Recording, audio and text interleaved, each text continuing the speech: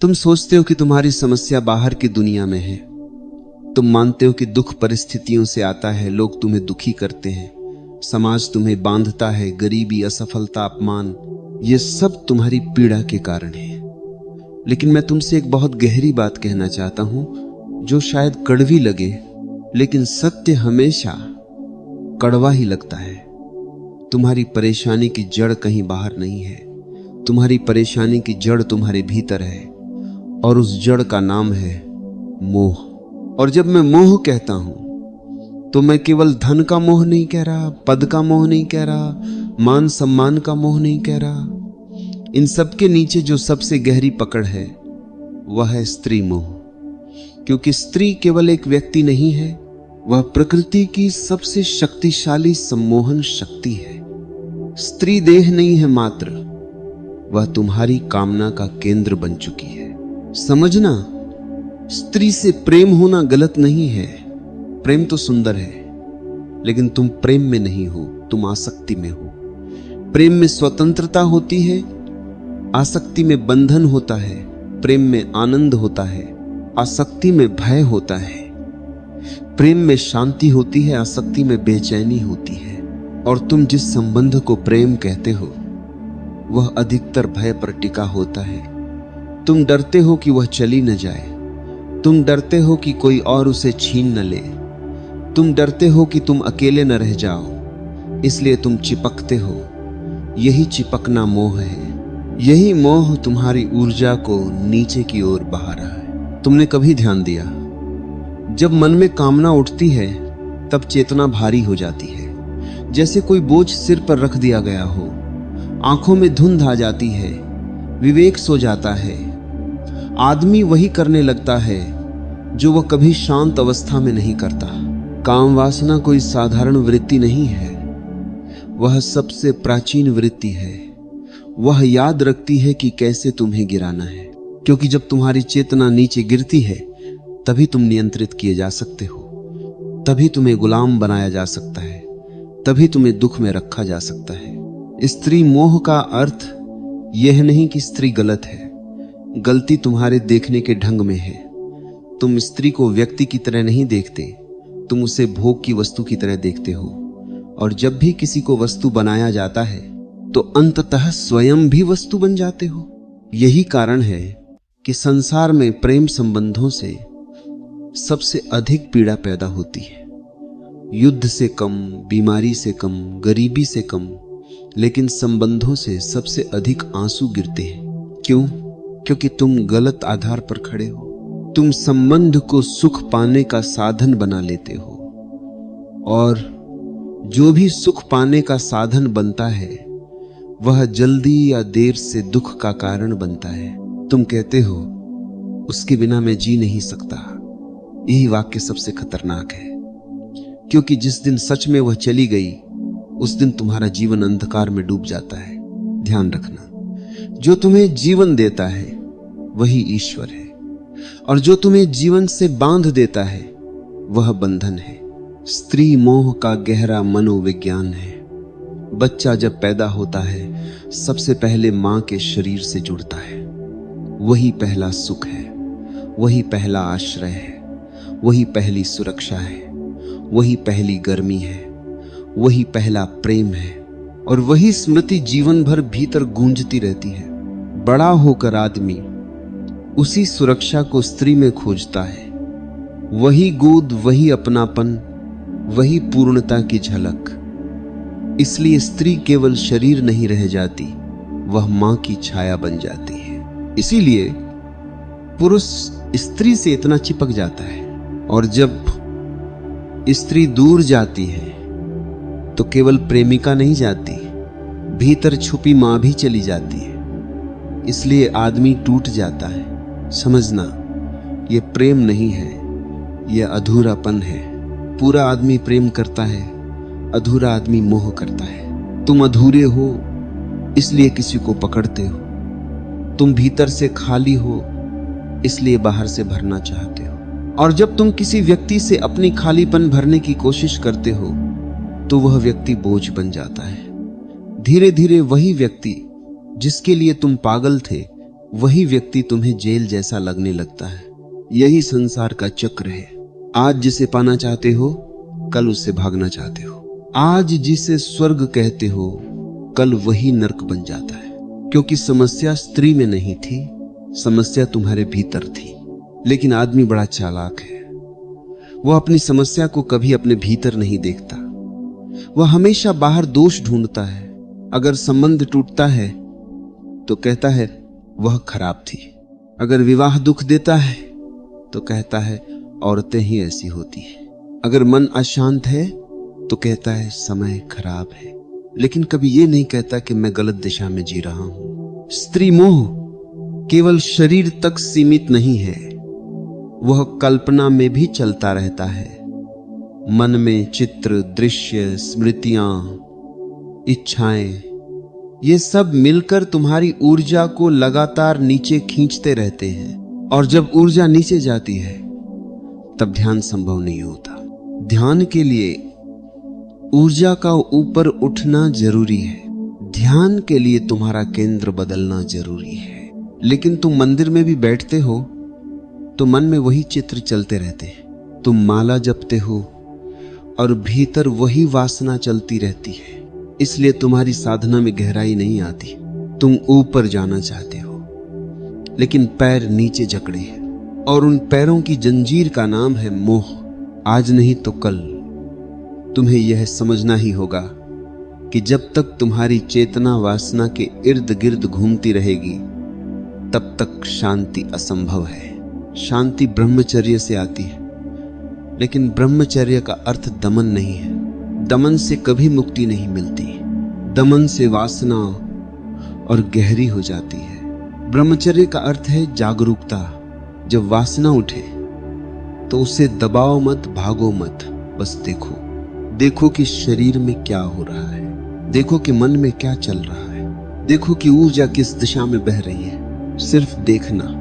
देखने से ही पहली बार तुम्हें यह अनुभूति होगी कि तुम वासना नहीं हो, तुम उसे देखने वाले हो। यहीं से क्रांति शुरू होती है। लेकिन यह समझ अभी अधूरी है, क्योंकि अभी तो हमने केवल यह जाना है कि मोह कैसे तुम्हें बांधता है। असली प्रश्न यह है कि इस मोह से मुक्त कैसे हुआ जाए। और यह मुक्ति किसी उपदेश से नहीं आएगी, यह तुम्हारी चेतना के रूपांतरण से आएगी। अब तक तुम बाहर की ओर जीते रहे हो और यहीं से आगे की बात शुरू होती है, क्योंकि असली साधना यहीं से प्रारंभ होती है। जहां तुम पहली बार यह स्वीकार करते हो कि समस्या बाहर नहीं भीतर है। अब तक तुम स्त्री को दोष देते रहे, संबंध को दोष देते रहे, समाज को दोष देते रहे। लेकिन जिस दिन तुमने यह कहने का साहस किया कि मेरी अशांति का कारण मेरा ही मन है, उसी दिन पहली बार तुम शिष्य बनने योग्य होते हो। ध्यान रखना, दोष बाहर रहेगा तो समाधान कभी नहीं मिलेगा, क्योंकि बाहर बदलने में जीवन लग जाता है, भीतर बदलने में क्षण लगते हैं। लेकिन भीतर बदलना कठिन लगता है, क्योंकि भीतर देखने का साहस चाहिए। बाहर तो सब साफ दिखाई देता है, भीतर अंधकार है और आदमी अंधेरे से डरता है। इसलिए वह स्त्री को पकड़कर रोशनी खोजता है। वह सोचता है कोई मुझे पूरा कर दे। यही सबसे बड़ा भ्रम है। कोई भी तुम्हें पूरा नहीं कर सकता। पूरापन भीतर से आता है, लेकिन तुम भीतर झांकते ही नहीं। तुम बाहर दौड़ते रहते हो। स्त्री तुम्हारे लिए दर्पण नहीं बनती, नशा बन जाती है। और नशे से कोई कभी जागा नहीं। नशे से आदमी और गहरा सोता है। इसीलिए प्रेम में पड़े हुए आदमी की चेतना गिर जाती है। वह और ज्यादा असंतुलित हो जाता है। उसका जीवन दूसरे के इशारों पर चलने लगता है। वह स्वतंत्र नहीं रहता, और बिना स्वतंत्रता के कोई भी प्रेम सुंदर नहीं हो सकता। अब समझो मोह काम कैसे करता है। जब भी तुम्हारे भीतर खालीपन उठता है, अकेलापन उठता है, असुरक्षा उठती है, उसी क्षण मन किसी स्त्री की कल्पना रच लेता है। जैसे बच्चा अंधेरे में डरता है तो मां को पुकारता है, ठीक वैसे ही बड़ा आदमी जीवन के अंधेरे में स्त्री को पुकारता है। वह स्त्री को नहीं चाहता, वह सुरक्षा चाहता है। वह प्रेम नहीं चाहता, वह सहारा चाहता है, और जहां सहारा होता है वहां शक्ति नष्ट होती है, क्योंकि जो सहारा लेता है वह कमजोर होता है। इसीलिए तुम भीतर से दिन प्रतिदिन कमजोर होते जाते हो। तुम्हारा आत्मबल गिरता जाता है। तुम्हें लगता है कि बिना स्त्री के तुम कुछ भी नहीं हो। यही मानसिक गुलामी है, और गुलामी चाहे किसी की भी हो, वह आत्मा को कुचल देती है। ध्यान रखना, जब तुम किसी के बिना जी नहीं सकते तब तुम प्रेम में नहीं हो, तुम रोग में हो। प्रेम कहता है मैं पूर्ण हूं और तुम्हारे साथ और भी सुंदर हो जाता हूं। मोह कहता है मैं अधूरा हूं, तुम्हारे बिना मैं कुछ भी नहीं। इसीलिए प्रेम आनंद देता है, मोह दुख देता है। लेकिन तुम्हें मोह ही प्रेम लगता है, क्योंकि तुमने प्रेम को कभी जाना ही नहीं। तुम केवल आवश्यकता को जानते हो। अब एक और गहरी बात समझो, स्त्री मोह केवल व्यक्ति तक सीमित नहीं रहता। धीरे धीरे वह कल्पना बन जाता है। मन हर समय चित्र बनाता रहता है। वह स्त्री को सामने न भी पाए तो भी भीतर चलचित्र चलता रहता है। यही कारण है कि तुम अकेले कमरे में भी अशांत रहते हो, कोई पास नहीं है, फिर भी मन भाग रहा है। इसका अर्थ यह है कि समस्या स्त्री नहीं, समस्या मन है। अगर स्त्री हट भी जाए तो मन नई स्त्री खोज लेता है। अगर ये न मिले तो कोई और वस्तु खोज लेता है, क्योंकि मन को उत्तेजना चाहिए। मन शांति से डरता है, मन खालीपन से डरता है, क्योंकि शांति में मन मर जाता है। और मन अपनी मृत्यु नहीं चाहता, इसीलिए वह तुम्हें बार बार वासना की ओर धकेलता है। तुम सोचते हो कि तुम चाहते हो, असल में मन चाहता है, और तुम मन के पीछे पीछे चलते रहते हो। यही अज्ञान है, यही बंधन है, यही संसार है। अब सवाल उठता है, इससे बाहर कैसे निकला जाए? पहला कदम है पहचान। जब भी वासना उठे तुरंत स्त्री को दोष मत दो। ये मत कहो कि वह मुझे भटका रही है। सच ये है कि तुम्हारा मन तुम्हें भटका रहा है। दूसरा कदम है जागरूकता। जब इच्छा उठे तो उसमें बह मत जाना, और उसे दबाना भी मत। दमन और भोग दोनों ही रोग है। बीच का मार्ग है साक्षी भाव। बस बैठकर देखो, देखो कि भीतर क्या हो रहा है। शरीर में गर्मी बढ़ रही है, सांस तेज हो रही है, मन चित्र बना रहा है। बस देखो। पहली बार तुम पाओगे कि देखने मात्र से वासना की पकड़ ढीली पड़ने लगती है, क्योंकि वासना अचेतन में मजबूत होती है, होश में वह कमजोर पड़ जाती है। अंधेरे में चोर ताकतवर होता है, रोशनी में वह भाग जाता है। लेकिन ध्यान रखना, यह कोई एक दिन की प्रक्रिया नहीं है, यह जीवन की साधना है। तुम वर्षों से नीचे की ओर जीते आए हो, अब ऊपर की ओर मुड़ने में समय लगेगा। लेकिन जो एक बार सही दिशा में चल पड़ा, वह चाहे धीरे चले फिर भी पहुंच जाएगा, और जो गलत दिशा में दौड़ रहा है वह कभी नहीं पहुंचेगा। अब तक तुम दौड़ते रहे हो, अब पहली बार ठहरना सीखो। ठहरने में ही क्रांति है, ठहरने में ही ब्रह्मचर्य जन्म लेता है, ठहरने में ही ऊर्जा ऊपर उठती है। और जब ऊर्जा ऊपर उठती है तब पहली बार स्त्री तुम्हें बंधन नहीं लगती। तब स्त्री सुंदर दिखाई देती है, लेकिन गुलाम नहीं बनाती। तब संबंध आसक्ति नहीं रहता, मैत्री बन जाता है। लेकिन यह अवस्था अभी दूर है। अभी तो तुम राह के बीच में खड़े हो। अभी तो तुमने केवल यह समझा है कि मन ही तुम्हारा शत्रु है। अब आगे एक और गहरी परत खुलनी बाकी है, क्योंकि जब तक तुम्हें यह नहीं दिखेगा कि वासना कैसे अहंकार से जुड़ी है, तब तक मुक्ति अधूरी रहेगी।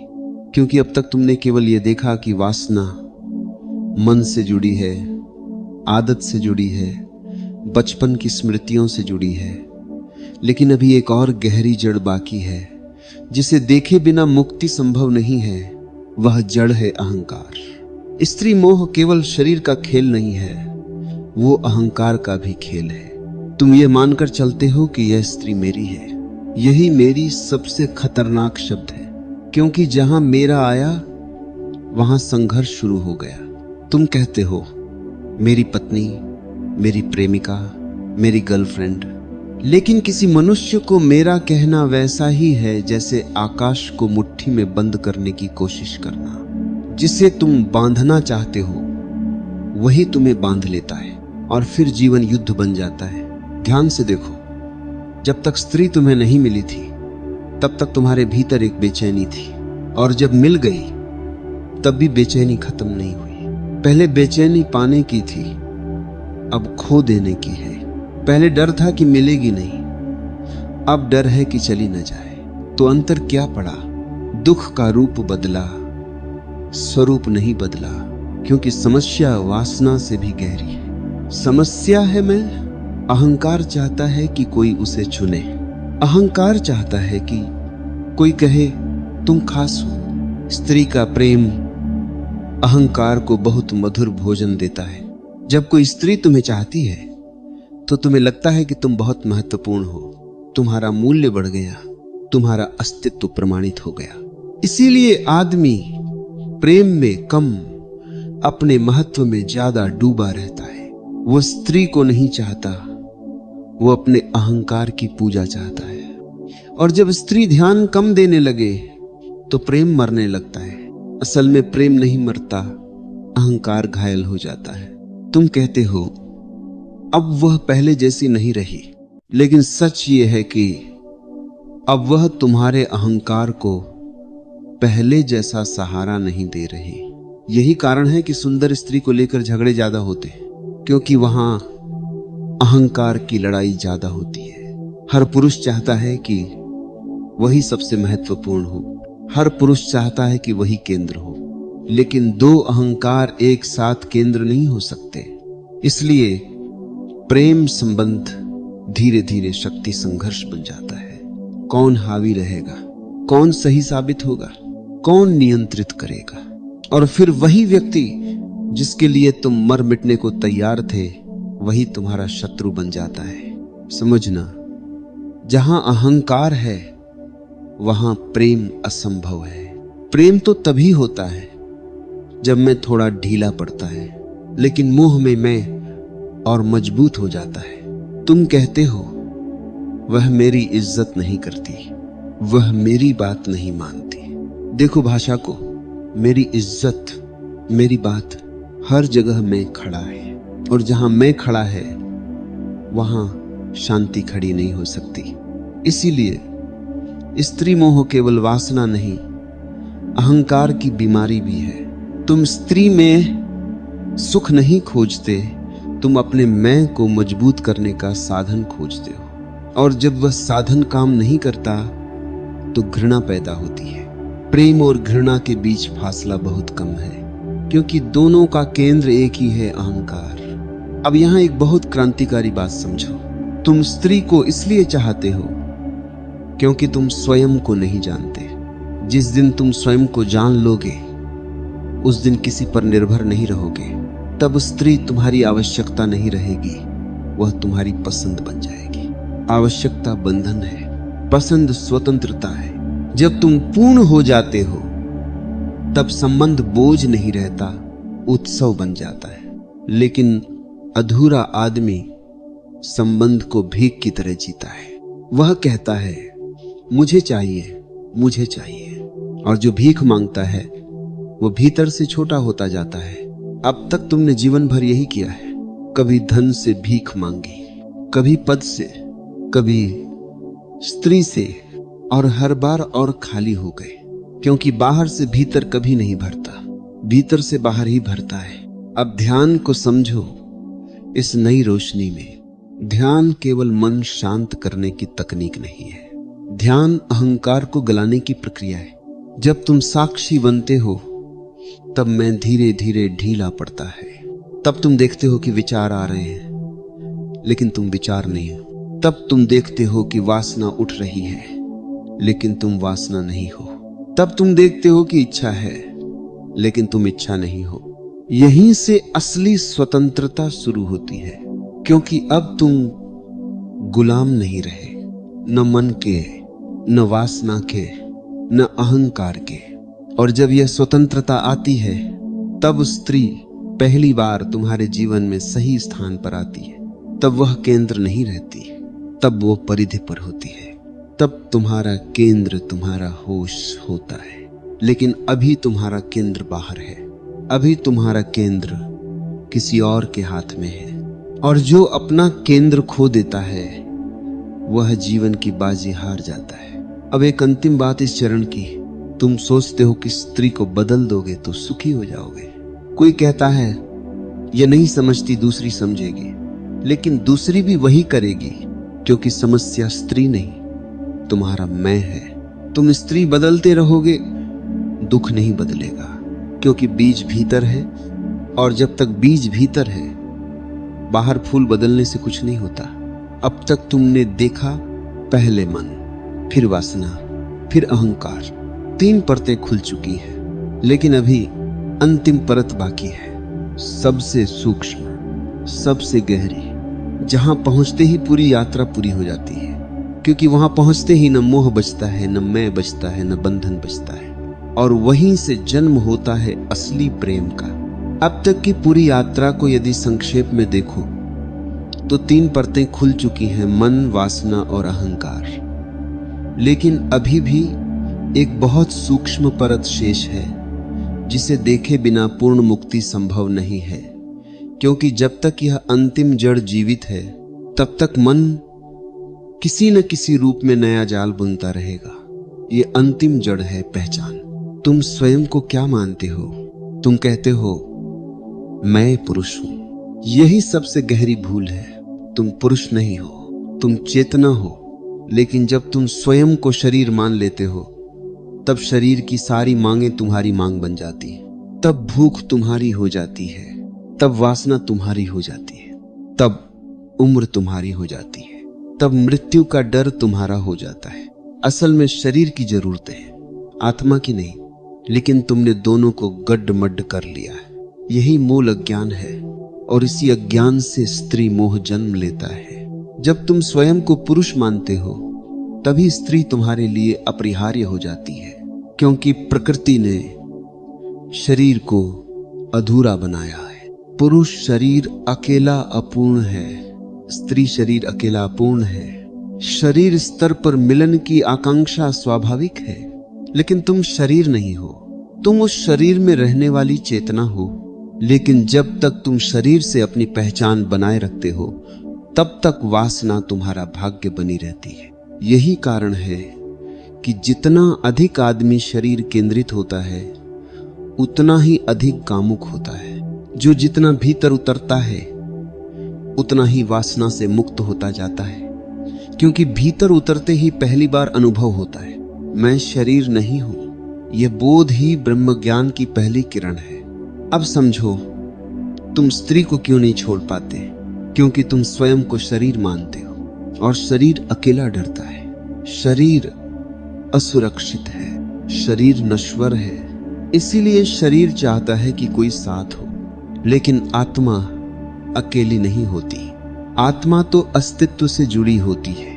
उसे किसी व्यक्ति की जरूरत नहीं होती, उसे केवल जागरूकता की जरूरत होती है। लेकिन तुम आत्मा में नहीं जीते, शरीर में जीते हो। इसलिए तुम्हारा जीवन वासना के इर्द गिर्द घूमता रहता है। अब यहां एक अद्भुत बात समझो। जब तुम गहरे ध्यान में उतरते हो, कुछ क्षण ऐसे आते हैं जब शरीर का भान खो जाता है। तब न पुरुष रहते हो न स्त्री, तब केवल शुद्ध होश बचता है। और उन क्षणों में एक असीम शांति उतरती है। उस शांति में कोई कामना नहीं होती, कोई अधूरापन नहीं होता, कोई खोज नहीं होती। वही अवस्था तुम्हारा स्वभाव है। लेकिन तुम उसमें टिकते नहीं, क्योंकि पहचान पुरानी है। सदियों की आदत है, मैं यह शरीर हूं। यही आदत तुम्हें बार बार नीचे खींच लाती है। स्त्री मोह का अर्थ यह नहीं कि तुम स्त्री को छोड़कर जंगल भाग जाओ। जंगल में भी शरीर जाएगा, और जहां शरीर जाएगा वहां वासना भी जाएगी। इसीलिए समस्या स्थान की नहीं, पहचान की है। यदि तुम वही मन लेकर हिमालय चले जाओगे, तो वहां भी वही चलचित्र चलेगा। मुक्ति बाहर से नहीं आती, मुक्ति भीतर से आती है।